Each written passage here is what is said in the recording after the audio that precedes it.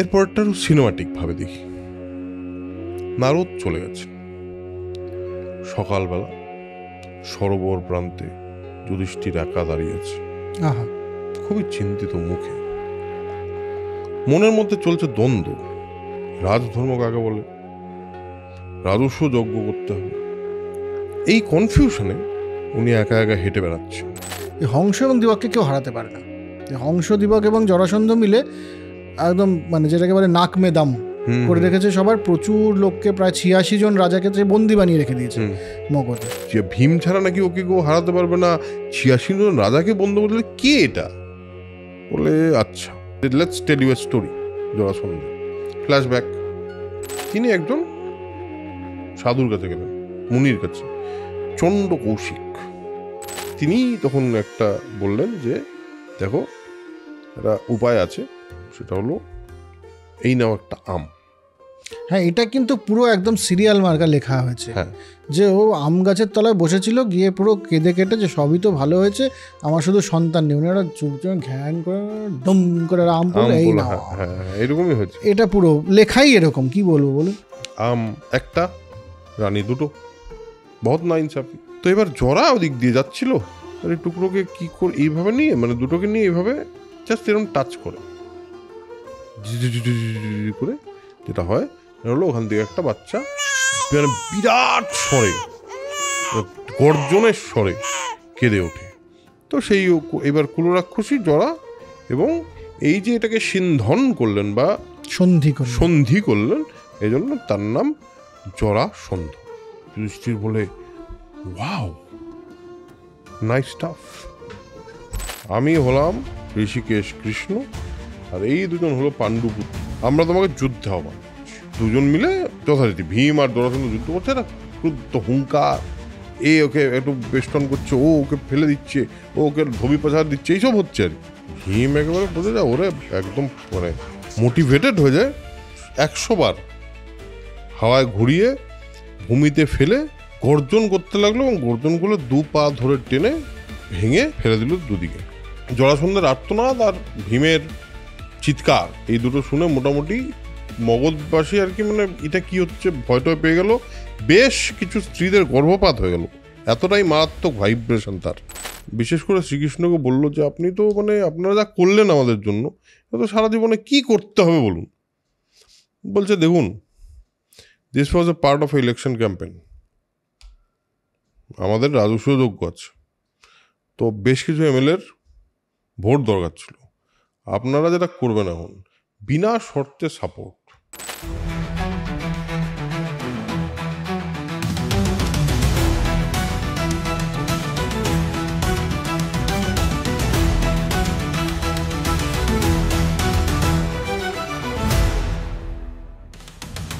Hello and welcome to soul connection epic. আমি অরুণাভ খাসনবিশ আবার চলে এসেছি মহাভারতের গল্প নিয়ে। মহাভারতের গল্প মজা করে বলতে আমার সঙ্গে আছে প্রেমাশিস। আমরা যেটা করি সেটা হলো, আমরা মহাভারতটাকে যতটুকু আমরা বুঝি, যতটুকু আমাদের ভালো লাগে, সেই ভালো লাগাটা আপনাদের সঙ্গে শেয়ার করে নিই একটা আলোচনার মাধ্যমে। আপনারা অলরেডি অনেক মানুষ এপিক দেখছেন, এবং আমরা সব প্রথম যখন শুরু করেছিলাম তখনই জানতাম যে এটা হয়তো খুব ধীরে ধীরে ধীরে ধীরে মানুষের মধ্যে পৌঁছচ্ছে। যে আপনাদের রেসপন্সগুলো যেটা পাচ্ছি, তাতে বুঝতে পারছি আস্তে আস্তে কিন্তু সোল কানেকশন এপিকের একটা নিজস্ব অডিয়েন্স তৈরি করতে পারছি আমরা। এটা একটা দারুণ ব্যাপার, দারুণ আনন্দের বিষয়। সো আজকে এপিসোডটা তো শুরু করবই। আমরা শেষ করেছিলাম আগের দিন, নারদ যুধিষ্ঠিরের কাছে এসছেন এবং রাজধর্ম বুঝিয়েছেন। এমন বুঝিয়েছেন যে তাকে বলেছেন যে সব কিছু রাজধর্মটা এই জিনিস করলে এই জিনিস হবে, একদম একটা পারফেক্ট প্রেসক্রিপশন দিয়ে বলেছেন। তারপরে যে রাজা হরিশ্চন্দ্র এবং রাজা পাণ্ডু, এই দুজনের সঙ্গে তার দেখা হয়েছিল সেই ব্রহ্মলোকে আর যমলোকে আর বরুণ লোকে, বোধহয়, সম্ভবত আমি ভুল না করলে দু জায়গায় দেখা হয়েছিল। এবং পাণ্ডু বলেছেন নাকি নারদকে যে আপনি তো যাচ্ছেন, আপনি তো যেখানে যেখানে যেতে পারেন, আমার ছেলের সঙ্গে দেখা করলে একটু বলবেন রাজস্ব যজ্ঞটা করতে। সে যুধিষ্ঠির হয়েছে, সে এত বড় একটা রাজা, সে রাজস্ব যজ্ঞ না করলে ঠিক ব্যাপারটা জমছে না, আমি খুব শান্তি পাবো, এটা বলবেন। তো নারদ এই সম্পূর্ণ কথাবার্তা বলার পর উনি নারদ বলেছেন যে দেখুন আপনার বাবা কিন্তু চায় আপনি রাজস্ব যজ্ঞটা করুন, এবং সেই রাজস্ব যজ্ঞ যদি ঠিক হয় তাহলে তোমার বাবা কিন্তু ওই লোকে যমলোকে খুব খুশি হবে। এরপরটা সিনেমাটিকভাবে দেখি। নারদ চলে গেছে। সকালবেলা সরোবর প্রান্তে যুধিষ্ঠির একা দাঁড়িয়ে আছে, আহা, খুবই চিন্তিত মুখে। মনের মধ্যে চলছে দ্বন্দ্ব। রাজধর্ম কাকে বলে, রাজস্ব যজ্ঞ করতে হবে, এই দুটো সম্পূর্ণ কিছু কিছু ক্ষেত্রে ওনার মনে হচ্ছে বিপরীতধর্মী কথা। আরে উনি আমাকে বলছেন ধর্মের পথে চলতে, আবার উনি বলছেন আমাকে সব যুদ্ধবুদ্ধ করে রাজস্ব যজ্ঞ করতে। এই কনফিউশনে উনি একা একা হেঁটে বেড়াচ্ছেন। তিনি ধর্ম অনুসারে যা যা বলে গেছেন সেই সমস্ত দিকগুলোকে ঠিক করার চেষ্টা করছেন, যাতে সব কিছু ঠিক করে চলে। এবং বারবার বলছেন ক্রোধ এবং ধর্ম ত্যাগ করে না, সবই আসলে সাধুই ধর্মই সাধু, এইসব বলে বেড়াচ্ছে। লোকজন কি চাপ খেয়ে গেল নাকি, মানে অবভিয়াসলি যুধিষ্ঠির যদি হঠাৎ সবাইকে গিয়ে বলে ধর্মই সাধু, সাধুই ধর্ম বলে চলে গেল, পাগলই তো ভাববে, রাজা পাগল হয়ে গেছে বোধহয়। এরকম একটা অবস্থায় যুধিষ্ঠির খুবই মানে, আচ্ছা এখানে একটা ইন্টারেস্টিং ব্যাপার আছে। তার রাজত্বকালে কিন্তু যেই ব্যাপারটা ও নারদের থেকে ইন্টারনালাইজ করে যে রাজত্বটা শুরু করলো, তাতে কিন্তু যজ্ঞকার্য, গোরক্ষা, কৃষি, বাণিজ্য সব কিছুর উন্নতি হলো। তার মানে দেখা গেল ওই যে অ্যাডভাইসগুলো ছিল সেগুলো একেবারে মানে প্র্যাকটিক্যাল এবং কাজে লাগে।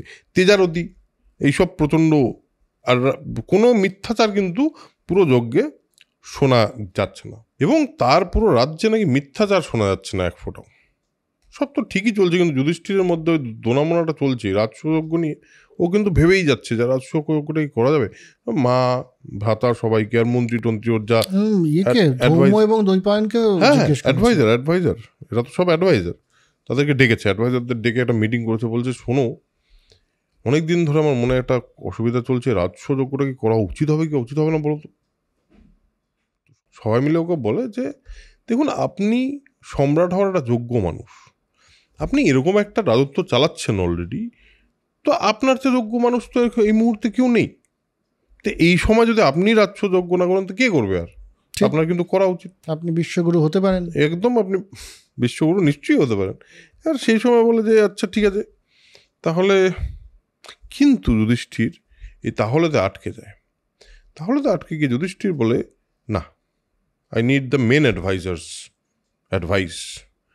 তিনি একটা দ্রুতগামী রথকে ডাকেন, ডেকে বলেন চলে যাও দ্বারকা, কৃষ্ণকে নিয়ে এসো, কৃষ্ণকে বলো এইরকম আমার একটা ডাইলেমা আছে।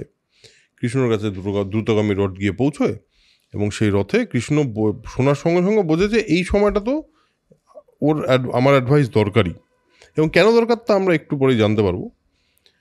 তো শ্রীকৃষ্ণ এসে পৌঁছন। এবার তুমি শ্রীকৃষ্ণ এসে পৌঁছানোর পর টেক ওভার করো।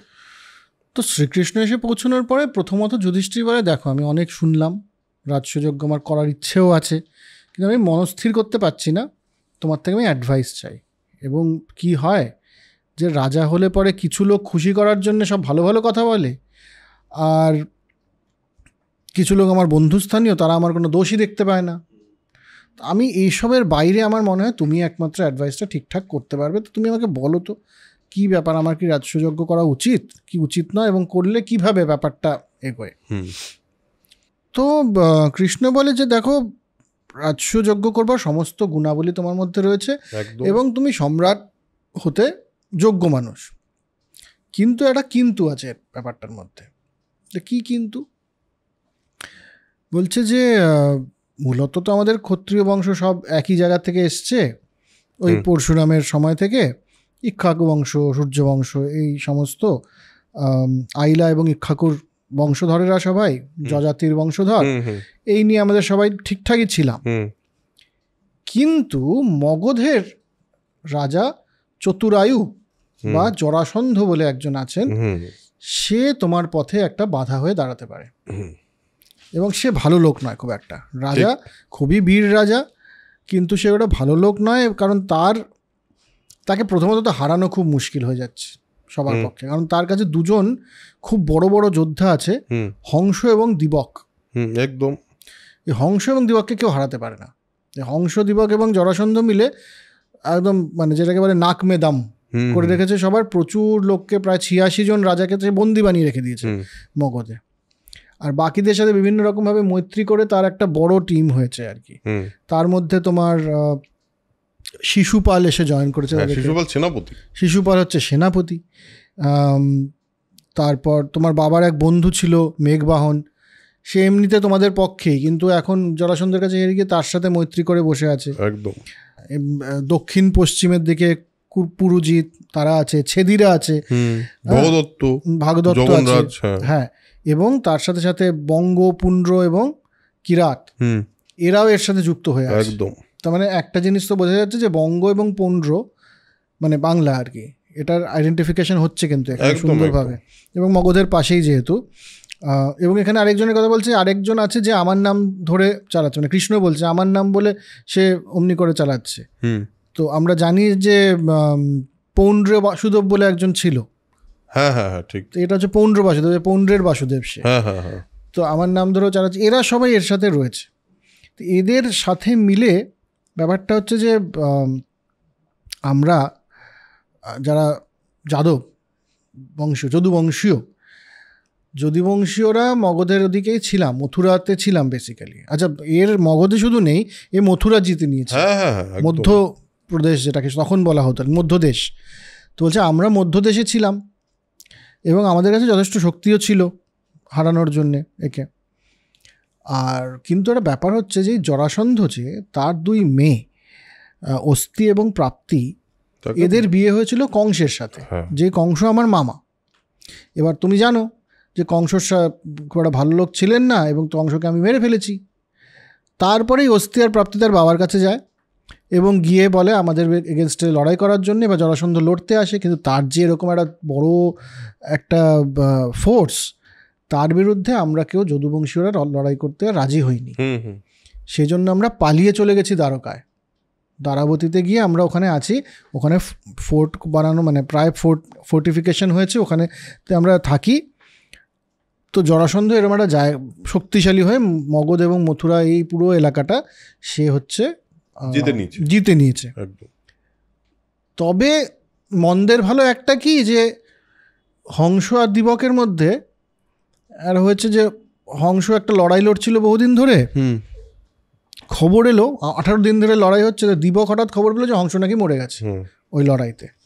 এটা শুনে দিবক জলে ঝাঁপ দিয়ে আত্মহত্যা করলো। আসলে হংস মরেনি। যখন হংস শুনলো যে দিবক জলে ডুবে আত্মহত্যা করছে, তখন হংস জলে আত্মাহুতি দিল। তা আপাতত এই মুহূর্তে যে অবস্থা, তাতে হংস এবং দিবক নেই জরাসন্ধের সাথে, বাকিরা আছে। এবার এই জরাসন্ধকে যদি তুমি হারাতে না পারো, মগধরাজ জরাসন্ধকে, তাহলে কিন্তু তোমার রাজসূয় যজ্ঞটা করতে পারবে না। এবং জরাসন্ধ বেশ শক্তিশালী রাজা, কিন্তু জরাসন্ধ কেন রাজসূয় যজ্ঞ করতে পারবে না, তার কারণটা হলো 12 জন রাজার জন্য ওয়েট করছে, 86 জন রাজাকে সে আটকে রেখেছে। এবার যদি 86 জন রাজা একজনের বন্দী হয়, তাহলে তুমি রাজসূয় যজ্ঞ করবে কিভাবে? তুমি কাদের সাপোর্ট পাবে? সে রাজাগুলোই তো ওর আন্ডারে। তো তোমাকে কিছু করার নেই, তোমাকে জিততেই হবে, জরাসন্ধকে হারাতেই হবে। এবার একটা প্রশ্ন জাগে যুধিষ্ঠির, মানে ব্যাপারটা কি, তুমি জরাসন্ধটা কে, এরকম অদ্ভুত নামই বা কেন? তো সেটা একটু বল। ভীম বলে যে কৃষ্ণ, যুধিষ্ঠির শুনে পুরোটা শুনে বলে আচ্ছা তাহলে এবার কি করণীয়। তো ভীম বলে কৃষ্ণ, অর্জুন আর আমি 3 জন মিলে গিয়ে জরাসন্ধকে কিন্তু মেরে ফেলতে পারবো। যুধিষ্ঠির বলে দেখো, ভীম এবং অর্জুন দুজন আমার 2 চোখের মতো, আর শ্রীকৃষ্ণ তুমি আমার মন। তো তোমাদের কারো যদি কিছু হয়ে যায়, তাহলে তো আমি একবার মানে নিজেকে ক্ষমা করতে পারবো না। আর বলছে স্বয়ং যমরাজ যেখানে জরাসন্ধকে জয় করতে পারছে না, সেখানে আমার ধারণা তুমি একটা কাজ করো, বাদ দাও, রাজসূয় যজ্ঞটাকে বাদ দাও, রাজসূয় যজ্ঞ আর করে লাভ নেই, বুঝলে, আমি অন্য কিছু একটা করে ম্যানেজ করবো। অর্জুন হঠাৎ বলে 1 মিনিট, আমার 2খান কথা আছে আপনার সঙ্গে। বলে দেখুন, আমার কাছে গান্ডীব আছে, স্বর আছে, মানে তীর আছে, আমার কাছে এমন বল আছে যে বলটা দিয়ে আমি যে কাউকে হারাতে পারি।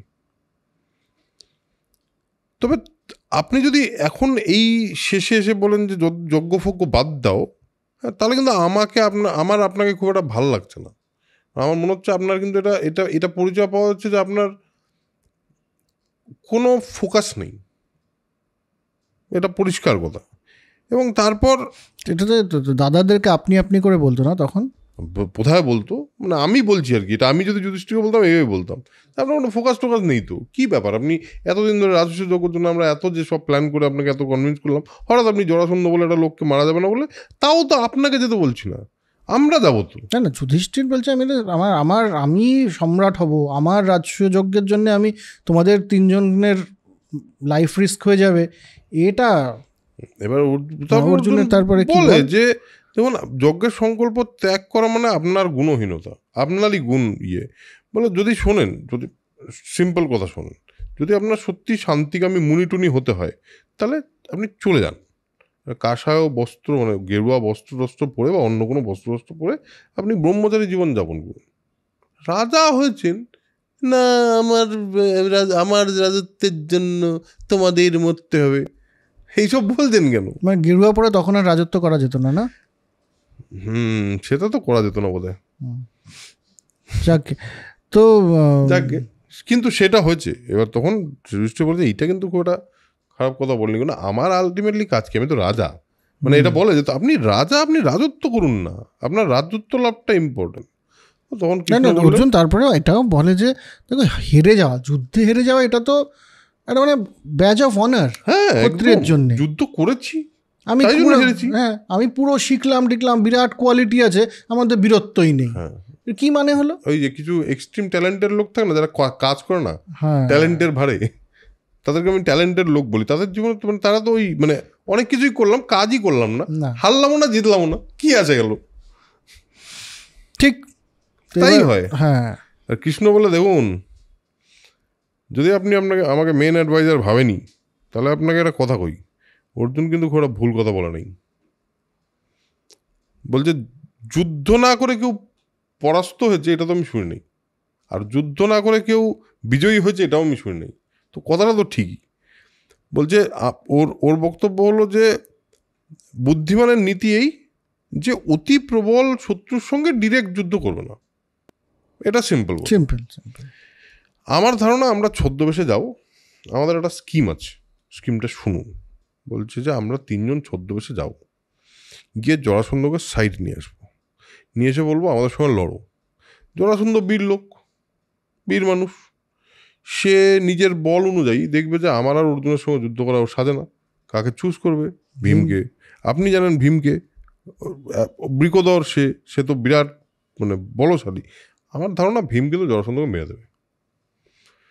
যে সে প্ল্যানটা শুনে বলে হ্যাঁ, খুব একটা খারাপ না প্ল্যানটা, মানে ইট সাউন্ডস নাইস অ্যাটলিস্ট। কিন্তু একটা কথা বলো, এই যে এত প্ল্যানিং করতে হচ্ছে একটা লোকের জন্য, এই জরাসন্ধটা কি? হ্যাঁ, মানে হঠাৎ করে এত প্ল্যানিং আপনাকে ভাগিয়ে দিল মথুরা থেকে। হ্যাঁ, মানে শ্রীকৃষ্ণকে মথুরা থেকে ভাগিয়ে দিল, এদিকে আবার ভীম ছাড়া নাকি ওকে কেউ হারাতে পারবে না, 86 জন রাজাকে বন্ধ করে দিলে, কে এটা? তো বলে আচ্ছা তাহলে let's tell you a story. জরাসন্ধের ফ্ল্যাশব্যাক। বলছে বৃহত্রথ বলে মগধ দেশে এক রাজা ছিল, সে মানে 3 অক্ষয়িনী সেনা ছিল তার, মানে সেই সময় 3 অক্ষয়িনী সেনা মানে বিরাট ব্যাপার। আর মগধের রাজা 2 ভার্যাকে, দুজন যমজ কন্যা, কাশীরাজের 2 যমজ কন্যাকে তিনি বিয়ে করেন, এবং তখন তিনি একটা সমানাধিকারের একটা সিস্টেম চালু করেন। যমজ সন্তানকে বিয়ে করেছে, বলেছে তোমাকে যতটুকু প্রায়োরিটি আমি দেবো, আমি তোমাকেও ততটুকু প্রায়োরিটি দেবো, ঠিক আছে? তো মানে ভালোবাসা ভাগ হবে না, ভাগ হলে ইকুয়াল ভাগ হবে, এটা আমি নিশ্চিত করে দেবো, ইকুয়াল হবে সব কিছু। এরকম একটা সিস্টেমের মধ্যে দিয়ে চলছে, ভালোই আছে, সব মিলিয়ে ঠিকই চলছে। কিন্তু রাজার বেশ খানিকটা সময় পেরিয়ে গেল, মানে বয়স পেরিয়ে গেল। রাজা দেখছে যে কিছুতেই পুত্র সন্তানের জন্ম হচ্ছে না, মানে বংশ আগে কি করে যাবে, তো হচ্ছে না। বংশ আগে না হলে পরে তো ডক্ট্রিন অফ ল্যাপস এসে যাবে, ওয়ারেন হেস্টিংস এসে ইস্ট ইন্ডিয়া কোম্পানি নিয়ে নেবে। ঠিকই তো, সুতরাং এইটা যদি জানতে হয় তাহলে ওই এপিসোডটা কি জানি আমাদের বইটাকে, ওই paramountcy, British paramountcy. হ্যাঁ, এটার জন্য ব্রিটিশ প্যারামাউন্ট সি এপিসোডটা দেখে আসবেন। আবার ফিরি মহাভারতে। সেটা হলো বৃহদ্রথ মনের দুঃখে এদিক ওদিক কী করবে বুঝতে পারছে না। তখন তো আইভিএফ ছিল না, তাহলে আইভিএফ ট্রাই করতে পারতো, কিংবা কোনো একজন মানে ফার্টিলিটি ক্লিনিকে যেতে পারতো, ছিল না। তো সেখানে ছিল, সেই ছিলটাই তো, ওটাই আমি আসছি। তিনি একজন সাধুর কাছে গেলেন, মুনির কাছে, চণ্ড কৌশিক। তিনি তখন একটা বললেন যে দেখো একটা উপায় আছে, সেটা হলো এই নাও একটা আম। হ্যাঁ, এটা কিন্তু পুরো একদম সিরিয়াল মার্কা লেখা হয়েছে, হ্যাঁ, যে ও আম গাছের তলায় বসেছিল, গিয়ে পুরো কেঁদে কেটে যে সবই তো ভালো হয়েছে, আমার শুধু সন্তান নেই, উনি একটা চুপচাপ ঘ্যাং করে ডম করে আম পড়লো, এই না, হ্যাঁ এরকমই হয়েছে। এটা পুরো লেখাই এরকম, কি বলবো বলুন। তো এরকম লেখা আছে, সেখানে আম টং এই নাও একটা আম। আম দিয়েছে, রাজা তো আম নিয়ে বাড়ি গেছে, আর বলছে এই আম খাওয়ালেই তোমার পুত্র হবে। তো রাজা তো বাড়ি গেছে, আম একটা, রানী দুটো, বহুত না ইনসাফি, কি করবে, তার জীবনে কি সমান অধিকারের একটা মানে ওত আছে, সে মাঝখান দিয়ে আমটাকে কেটে দুই রানীকে খাইয়ে দেয়। এবং ঘটনাচক্রে দুই রানী গর্ভবতী হন, বাট টুইস্ট হবে বাকি হয়। 10 মাস পরে দুজন জন্ম দেয় এমন দুটো পার্টকে, যেটা হলো একটা মানুষকে ঠিক মাঝখান থেকে আড়াআড়িভাবে চিরলে যেরকম হয়, সেই দুটো পার্ট দুটোই জীবন্ত, মানে দুটোই কথা বলে করছে আর কি, মানে ওদের মধ্যে প্রাণ আছে। ভালো স্টাফ, একদমই প্রাণ আছে। সে প্রাণওয়ালা জিনিস দাসীদেরকে বললো ধর এইটা কি হচ্ছে, অর্ধেক ব্যাপার, ধর ফেলে দাও। দাসীরাও গিয়ে ফেলে দিল, চিন্তা করল মানে কাপড়ে সুন্দর পেঁচিয়ে টিচ্ছে, হ্যাঁ পেঁচিয়ে ভয় পেয়ে গেছে রানী, এটা কি জন্ম দিলাম, ভয় পেয়েছে পেছন দরজা দিয়ে, দুঃখ পেয়েছে পেছন দরজা দিয়ে, বলেছে এটা ফেলে দিয়ে আসো, এটা কিছু করার নেই, মানে এটা সত্যি খুব ভয়াবহ লাগছে ব্যাপারটা। কিন্তু ঘটনাচক্রে জরা বলে এক রাক্ষসী, এই রাক্ষসী অ্যাকচুয়ালি মানে কুলদেবী যেরকম হয় এরকম কুল রাক্ষসী, ওই রাজত্বে বহুদিন ধরে, ওই রাজত্বে বহুদিন ধরেই আছে। এবং এখানে একটা কথা আছে, সেটা হলো একবার ব্রহ্মা নাকি তাদের সৃষ্টি করে যে যাতে বাড়িতে মানে গৃহে কোনো রকম দানব প্রবেশ না করতে পারে, ওই জন্য একটা মানে সিকিউরিটি হিসেবে একজন রাক্ষসী থাকবেন, রাক্ষসী দেবী, তিনি রক্ষা করবেন, রক্ষাকর্তা দেবী আর কি, এরকম একটা ব্যাপার। তো এবার জরা ওদিক দিয়ে যাচ্ছিল, যেতে যেতে হঠাৎ দেখে একটা এরকম টুকরো পড়ে আছে, আর একটা টুকরো দেখে, আর এই টুকরোকে কী করে এইভাবে নিয়ে মানে দুটোকে নিয়ে এইভাবে জাস্ট এরকম টাচ করে করে, যেটা হয় হলো ওখান থেকে একটা বাচ্চা মানে বিরাট স্বরে, মানে গর্জনের স্বরে কেঁদে ওঠে। এবার যথারীতি চন্ড কৌশিক মুনির সেই পাওয়ার তো আছে, ওই আমটা তো ওইখানকার মানে ওই পাওয়ারফুল আম, তো সেখান থেকে জন্মেছে একজন। এবার জরা তাকে নিয়ে এসছে, রাজা সবাই বাইরে চলে এসছে, এবং জরা তাকে নিয়ে এসে বলছে দেখো এরকম ব্যাপার, এরকম হয়েছে, তো এটা তোমারই পুত্র। তো বলে আপনি কে? জরাকে জিজ্ঞেস করবো, তুমি জানোই না আমি তোমার গৃহে পূজিত হই প্রতিদিন, তো আমি তোমার কুলরাক্ষসী। তো সেই এবার কুলরাক্ষসী জরা, এবং এই যে এটাকে সিন্ধন করলেন বা সন্ধি করলেন, এই জন্য তার নাম জরাসন্ধ। যুধিষ্ঠির বলে ওয়াও নাইস স্টাফ। যুধিষ্ঠির নিশ্চয়ই এটাই বলবে, কারণ এরকম একটা গল্প শুনলে তো তাই বলা উচিত। হ্যাঁ, তারপরে কিন্তু চন্দ্রকৌশিক আরেকবার এসেছিলেন। হ্যাঁ, চন্দ্রকৌশিক আরেকবার এসেছিলেন, তখন বৃহদ্রথ গিয়ে তাকে বলেন যে দেখুন আপনার আশীর্বাদে এরকম একটা ছেলে হয়েছে আমার, এই সেই জরাসন্ধ, পুরো গল্পটা। চন্দ্রকৌশিক বললেন ব্যাপারটা আমি পুরোটাই জানি, তবে তোমাকে একটা কথা বলে রাখি আজকে, তোমার এই যে ছেলে, এর মতো বলশালী কিন্তু কেউ হবে না, আর একে কেউ মারতে টারতে পারবে না, হ্যাঁ, দেবতাদের অস্ত্র এর বিরুদ্ধে কাজ করবে না, এই আশীর্বাদ আমি তোমাকে দিচ্ছি। এখানে বৃহদ্রথ ব্যাপক খুশি, ছেলে বড় হয়ে বিরাট বলশালী হবে, রাজত্ব তো তাকে নমিনেট করে এইভাবে জরাসন্ধ হচ্ছে মগধের রাজা। এবং তারপরে মানে কি নাম ওটা, মথুরার কথা তো আমরা শুনলামই। এই হলো আমাদের জরাসন্ধের কথা। এবং তারপর না এবার কৃষ্ণ বললো জরাসন্ধের কথা তো এই হলো, কংস, হংস আর ডিম্বক এই তিনজনের মৃত্যুর পর জরাসন্ধ আমার উপর হেভি রাগ, মানে আমার সঙ্গে একটা শত্রুতা বেশি তৈরি হয়। তো তখন একটা গদা 99 বার ঘুরিয়ে সে আমাদের দিকে নিক্ষেপ করেছিল। তো সেই জায়গাটার একটা নাম আছে, মথুরার কাছাকাছি সেই জায়গাটায় গিয়ে গদাটা পড়ে, সেই গদাটার নাম হলো গদাবসান। মানে গদা ওই রকম লেভেলের মানে পাওয়ার, বুঝতে পারছিস? মগধ থেকে গদা ছুঁড়ে মথুরায় পাঠিয়ে দিচ্ছে। তো এই হলো জরাসন্ধের ঘটনা। তো এবার এই জরাসন্ধকে মারতে হবে, তা না হলে পরে রাজসুযজ্ঞটা হবে না। এই হচ্ছে এই পর্যন্ত মন্ত্র পর্ব। এবার তারপর জরাসন্ধ পর্ব। জরাসন্ধ বধ পর্বে এবার যুধিষ্ঠির প্রথমত এই যে পলিসি দিয়ে জিতবে বলছো, একটা প্ল্যান করে স্ট্র্যাটেজি করে আমাদের জিততে হবে, স্ট্র্যাটেজিটা কি? কৃষ্ণ তখন বলছে দেখো, হংস আর দিবক এরা তো নেই, এরা তো মরে গেছে। জরাসন্ধের সেনা কিন্তু বড়, তা আমরা সেনা দিয়ে লড়বো না, আমরা তিনজনই শুধু যাব। কারণ জরাসন্ধকে একমাত্র প্রাণযুদ্ধে মারা যেতে পারে। প্রাণযুদ্ধটা কি? কোনো কোনো জায়গায় বলে বাহুযুদ্ধ, মানে বেসিক্যালি রেসলিং করে। এবার জরাসন্ধ যদি মারা যায় তাহলে ওর রাজত্বটা পড়ে যাবে। এই হচ্ছে আমাদের প্ল্যানিং এবং স্ট্র্যাটেজি। তো ভীম, অর্জুন আর আমি যাব এবং জরাসন্ধকে আমরা বলবো কার সাথে লড়তে চায়। আমি যা জানি তাতে জরাসন্ধ কিন্তু ভীমের সাথেই লড়বে, এবং লড়লে পরে তখন আমরা একদম ওকে হারিয়ে দেব। বেশ, এই হলো প্ল্যানিং। এবার তিনজনে মিলে ব্রাহ্মণ বেশে, প্রথমত তো ইন্দ্রপ্রস্থ থেকে বিদায় নেওয়ার একটা ব্যাপার আছে, সবাই মিলে সবাই মানে খুব যে যাও এবার তোমরা জিতে এসো, কারণ তোমাদের জেতার ওপরেই ডিপেন্ড করবে যুধিষ্ঠির রাজসুযজ্ঞ করতে পারবে কিনা। তো সাজিয়ে গুছিয়ে ওদেরকে পাঠানো হলো এবং এরাও গেলেন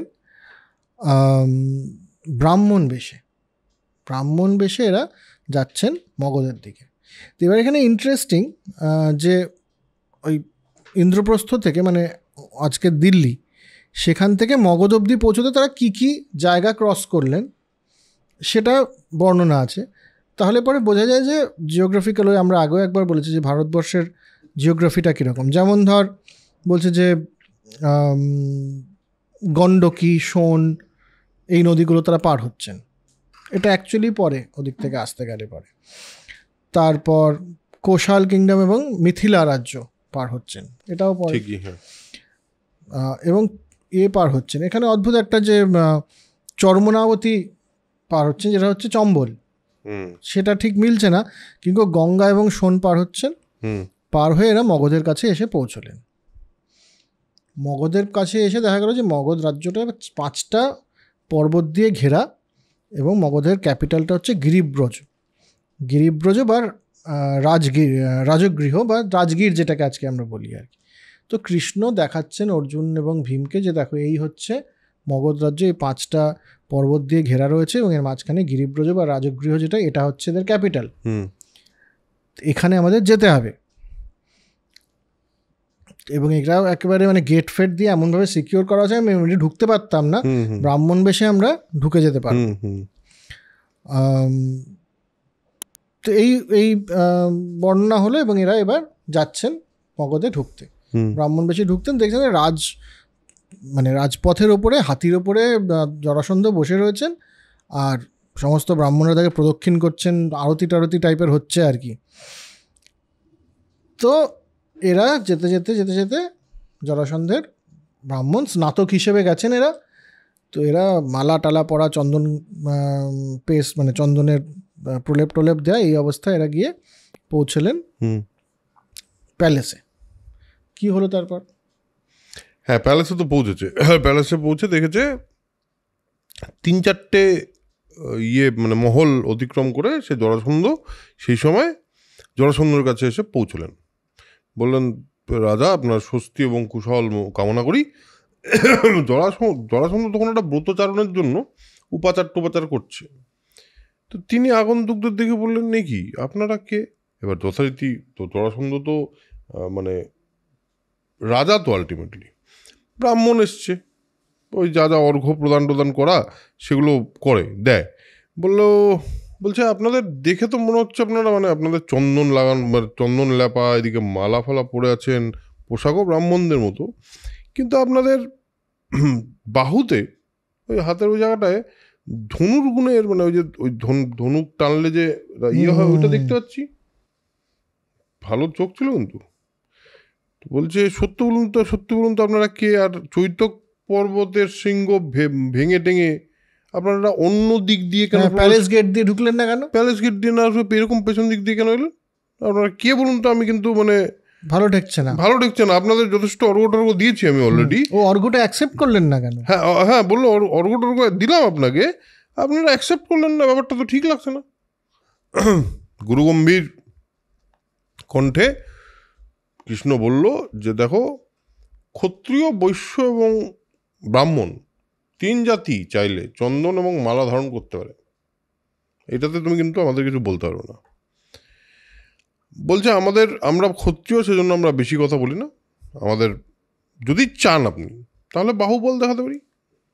আর বলছে বুদ্ধিমান লোক অদ্বার দিয়ে এবং শত্রুর গৃহে দ্বার দিয়ে মিত্রের গৃহে যায়। মানে যে ঠিকঠাক বুদ্ধিমান লোক সে শত্রুর কাছে যখন পৌঁছাবে সে অদ্বার দিয়ে, মানে অন্য একটা দ্বার যেটা মেন রাস্তা নয় সেদিক দিয়ে পৌঁছায়। আর বন্ধুর কাছে গেলে দরজা খুলে ঢুকবে, কিরে ভাই কেমন আছিস, চল বাড়িতে এবার ঢুকে। বলছে এবার ভেবে বললো যে তোমরা আমার সঙ্গে কি ঝামেলা করতেছো, মানে ব্যাপারটা ঝামেলা ঠেকছে। ওটাও বলেছে যে তোমার অর্ঘ আমরা অ্যাকসেপ্ট করিনি কারণ আমরা তো তোমার শত্রু, আমরা তো একটা অবজেক্টিভ নিয়ে এসেছি। হ্যাঁ বলছে আমরা শত্রু। বলছে আরে এক মিনিট আমার তো এরকম কিছু মনে করতে পারছি না তোমাদের সঙ্গে আমার শত্রুতা হচ্ছে কখনো, একটু বুঝতে পারছি না ব্যাপারটা, একটু খোলসা করে বলো তো। তখন কৃষ্ণ উত্তর দিলে বলে আমরা দেখো ক্ষত্রিয় কুলের কোনো এক নেতা, সে বিখ্যাত নেতা হবে, বিরাট নেতা, তার আদেশে আমরা এখানে এসেছি। আর আমি হলাম, আর বলেছে সবচেয়ে বড় কথা, তুমি এত পাপ করছো, তুমি তো পাপ কার্য করছো, এতগুলো লোককে আটকে রেখেছো, তো এই আটকে রাখার লোকজনকে এই ব্যাপারটা একেবারেই ঠিক না, আমি মুক্ত করতে এসেছি। হ্যাঁ মানে ও বলছে যে আমি কোনো জ্ঞানত কোনো পাপ আমি করিনি। হ্যাঁ আমি আমার যারা প্রজা আমাদের কারো বিরুদ্ধে আমি কোনো খারাপ কাজ করিনি, সবাইকে আমি প্রজাবৎসল রাজা একদম। হ্যাঁ তো কৃষ্ণ বলছে যে রাজাদেরকে আটকে রেখেছে 86টা রাজা, এটা কোনখানকার ইনোসেন্স হল? আবার তবে বলছো বলি দিতে যাও, বলি দেবে তুমি, এগুলো কোথাকার? তুমি ক্ষত্রিয় হয়ে অন্য ক্ষত্রিয়দের সাথে করছো, এটা ঠিক না। তারপরে তুই যেটা বললি, এবং ক্ষত্রিয়দের রক্ষা করার জন্য আমরা এসেছি। আমি হলাম ঋষিকেশ কৃষ্ণ, আর এই দুজন হলো পাণ্ডুপুত্র। আমরা তোমাকে যুদ্ধে আহ্বান করছি, হয় বন্দি রাজাদের মুক্তি এখনই দিয়ে দাও, নাহলে যুদ্ধ করো। চ্যালেঞ্জ। পয়েন্টটা হলো চ্যালেঞ্জটা তোর করে জরাসন্ধ বলে যে দেখো একটা ব্যাপার তোমাকে বলি, সেটা হলো যাকে সবলে মানে জয় করা হয়, যাকে সবলে জিতে যায় কেউ, ক্ষত্রিয় ধর্মে কিন্তু বলে যে তাকে নিয়ে যা ইচ্ছা তাই করা যায়। তো আমি এই যে এত 86 জন রাজাকে ধরেছি, দেবতাদের জন্য ধরেছি, তো তাদের আমি মুক্তি দেবো না। তো তুমি বলো। এবং আমি এমন কাউকে ধরিনি যাকে আমি যুদ্ধে হারাইনি। হ্যাঁ বলেছে আমি হারিয়েই ধরেছি, কোনো চাতুরি করে আমি কিছু না, সব হারিয়ে, মানে আমি নিজের বলের গুণে, নিজের বল প্রয়োগ করে ব্যাপারটা ঘটেছে। তো বলছে যে তোমরা যখন বলছোই এত, তোমরা চাও যুদ্ধই তাহলে হোক। বলছে তাহলে কি তোমরা কি সৈন্য টৈন্য নিয়ে আসবে, সৈন্যের সঙ্গে যুদ্ধ হবে না, কী ব্যাপার বলো, তুমি প্ল্যানটা কি? ও বলে দেখো আমরা ওরকম সৈন্য টৈন্য নিয়ে যুদ্ধ করবো না, আমাদের 3 জনের মধ্যে থেকে যে কেউ একজনের সঙ্গে তোমার সঙ্গে যুদ্ধ করতে হবে, তুমি চুজ করো কার সঙ্গে যুদ্ধ করবে। জরাসন্ধ তাকায়, দেখে ভীমটাই একটুখানি, মানে এদেরকে তো 2 মিনিটে মানে টাক করে পিছিয়ে দেবে, ভীমের সঙ্গে যুদ্ধ করে একটুখানি কন্টেস্ট অন্তত হবে, সেটা করলে একটা যুদ্ধ ঠিক করি। হ্যাঁ করলে একটা ভালো যুদ্ধই করি, ঠিকঠাক যুদ্ধই করি। হ্যাঁ ঠিক কাম। এবার যথারীতি রিং তৈরি হলো এবং রেসলিং হবে। কার্তিক মাসের প্রথম দিন, সেটা চারিদিক থেকে লোকজন দেখতে আসলো। হ্যাঁ ভীমের আর জরাসন্ধের যুদ্ধ হবে, রেসলিং ম্যাচ শুরু হবে। তো এবং মানে সেখানে পুরোহিতরা মানে কি বলতো, ব্যাপারটা পুরো একটা ওই মানে কি বলবো, ওই গ্ল্যাডিয়েটার যেরকম ওরকম টাইপের একটা ব্যাপার। সব কিছু নিয়ে আসলো, ওষুধ কোথায় কার লেগে যাবে, প্রপার একদম প্রপার নিয়ে এসে মূর্ছা নিবারক ওষুধ নিয়ে এসেছিল, যে মূর্ছা গেলে টাক করে দিয়ে দেবে, ওই যেতে যাবে। সস্তয়ন হলো, কিরিট টিরিট খুলে দুজন নামলো যুদ্ধে। এবার দুজন মিলে যথারীতি ভীম আর জরাসন্ধ যুদ্ধ করছে, একটা ক্রুদ্ধ হুঙ্কার, ওকে একটু বেষ্টন করছে, ওকে ফেলে দিচ্ছে, ওকে ধবি পাচার দিচ্ছে, এইসব হচ্ছে আর কি, এরা চলছে। কার্তিক মাসের প্রথম দিনে আরম্ভ হয়ে সেই যুদ্ধ অনাহারে অবিশ্রামে 14 দিন, মানে 14 দিন চলছে, 14 দিন ধরে চলছে। 14 নম্বর দিন রাত্রিবেলা জরাসন্ধ একটুখানি ক্লান্ত হলেন এবং নিবৃত্ত হলেন। তখন কৃষ্ণ ভীমকে বললো, শোনো, টায়ার্ড আছে। না ওভাবে বলেনি। তাহলে কৃষ্ণ কি ওভাবে বলবে? কৃষ্ণ ভাবে বলবে না, কৃষ্ণ তো জানে, কারণ হচ্ছে যুদ্ধের সময় ডাইরেক্টলি অ্যাডভাইস দেওয়া যায় না, ইনডিরেক্টলি কি বলছে? ইনডিরেক্টলি বলছে, শোনো ভীম, শোনো কৌন্তেয়, যখন শত্রু তোমার দুর্বল হয়ে পড়বে তখন যদি তাকে পিষে দাও, তার কিন্তু প্রাণবায়ু নির্গত হয়ে যেতে পারে। এটা কিন্তু করা ক্ষত্রিয় ধর্মে উচিত হবে কিনা তুমি একটু ভেবে দেখো। মানে বলে দিল যে কি করলে পরে জরাসন্ধ মারা যাবে, কিন্তু আবার ধরি মাছ নাচুই পায়। হ্যাঁ, এবং সেটা মানে বলছে আবার এরকম, দেখো মানে অধিক পীড়ন করলে, বেশি মারলে মরে যেতে পারে, বুঝলে তো, মানে দেখো কিন্তু। হ্যাঁ, এরকম ঠিকই বলছি, আমি এরকমই ভাবছিলাম। এবার শুধু তাই না, আমি বলছি ও একটাও বলেছে যে আশেপাশের লোক আছে, তুমি মারবে তো টায়ার্ড অবস্থাতেই, কিন্তু সেটা লোককে দেখানো যাবে না। তো ভীম যেটা করলো সেটা হলো, ও বলছে যে একটু মৃদুভাবে যুদ্ধ করো, তো হালকা হালকা যুদ্ধ, টায়ার্ড হয়ে যাচ্ছে। তো ভীম কিন্তু বুঝে যায় যে দুর্বলতাটা হলো এর ক্লান্তি, এবং ওকে অল্প অল্প করে আঘাত করতে থাকে, এবং কৃষ্ণকে বলে, শোনো, যেই পাপী, হ্যাঁ, তোমাদের অনেক স্বজনকে মেরেছে, একে কিন্তু ক্ষমা করা যাবে না। কৃষ্ণ বলল, শোনো, তোমার পিতা পবনের যে বল, পিতা পবন দেবের যে বল, সেই দৈব বল যে তুমি পেয়েছো, সেটা আবার প্রয়োগ করার সময় এসছে। ভীম একেবারে বোঝা যায়, ওরে একদম মানে মোটিভেটেড হয়ে যায়, 2 হাতে তুলে 100 বার হাওয়ায় ঘুরিয়ে ভূমিতে ফেলে গর্জন করতে লাগলো, এবং গর্জনগুলো 2 পা ধরে টেনে ভেঙে ফেলে দিল দুদিকে। জরাসন্ধের আর্তনাদ আর ভীমের চিৎকার, এই দুটো শুনে মোটামুটি মগধবাসী আর কি, মানে এটা কি হচ্ছে ভয় টয় পেয়ে গেল। বেশ কিছু স্ত্রীদের গর্ভপাত হয়ে গেল, এতটাই মারাত্মক ভাইব্রেশন তার। এবার জরাসন্ধের মানে মৃতদেহ আর কি, সে রাজভবনের দ্বারে ফেলে দিয়ে সেই রাত্রিতেই, মানে যেই ফেলে দিয়েছে। আচ্ছা, এখানে একটা ব্যাপার বলি আমি, এটা হলো, এই যে রণ আমাদের পেছনে, ক্যামেরার পেছনে যাচ্ছে, ওর মনে হবে, আরে এরকম কৃষ্ণ এরকমভাবে দেখিয়েছিল না, ওই যে দুটো একদিকে পাঠাতে হয়, এরকম করতে হয়, এরকম কিন্তু কোনো কথা নেই। সিরিয়ালের জন্য তার ড্রামাটাইজ করা হয়েছে। রণকেও বললাম, আপনাদেরকেও বললাম। এবার ঘটনা হলো, জরাসন্ধের মৃতদেহ সামনে ফেলা হয়েছে, রাজভবনের সামনে ফেলার পরে যা হয় আর কি, অবভিয়াসলি সবাই ভেবেছে যে লোক জড়ো হয়ে গেল, এবং রাজা মরে গেছে, মানে সব শেষ। এবং 3 জন মিলে গিয়ে সব রাজাদের মুক্তি দিল।